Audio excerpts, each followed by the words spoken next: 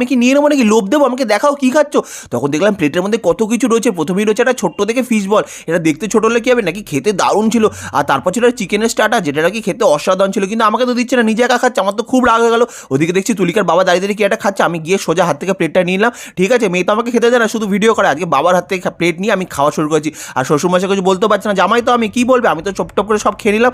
খেয়ে দিয়ে নিয়ে ঠিক আছে, এবার তো চিকেনটাও খেলাম, খেয়ে এবার আবার প্লেটটা শ্বশুরমশাই হাতে দিয়ে আমি চলে যাচ্ছি, যাও আমার খাওয়া হয়ে গেছে, এবার তুমি খাও, আমি চললাম। এরপর থেকে তুলিকা হঠাৎ করে পাগলের মতো নাচতে শুরু করেছে। কি গো এরকমভাবে নাচছো কেন? বলছে মামার বিয়ে বলে হয়তো নাচবো না, বলো ঠিক আছে ভালো কথা, নাচছে আর রিলস বানাচ্ছে। তুলিকা বানানো রিলসগুলো দেখতে গেলে ইনস্টাগ্রামে গিয়ে তুলিকা মিত্রের অ্যাকাউন্টে চলেও তুলিকা বানানো সব রিলস ওখানে পেয়ে যাবে। আর নাচতে নাচতে দেখি প্রায় রাত্রি 10:30 বেজে গেছে। এত রাত পর্যন্ত আমি কী করে না খেয়ে আছি আমিই জানি। ওদিকে তুলিকা তো নেচেই যাচ্ছে, আমি তো নাচতেও পারছি না খিদের চোটে, কী করবো বুঝতে পারছি না। তুলিকাকে বলছি তুলিকা চলো, কোনো আমার কথা পাত্তাই দিচ্ছে না। আমি তো বোকার মতো দাঁড়িয়ে আছি আর ভাবছি আমার বউটা কি পাগলের বাবা কতটা নাচছে, খিদে টিদে পায় না নাকি, ও সবাই মিলে নাচছে, দেখো ওর পুরো পরিবার নাচছে, আমি চুপচাপ বোকার মতো দাঁড়িয়ে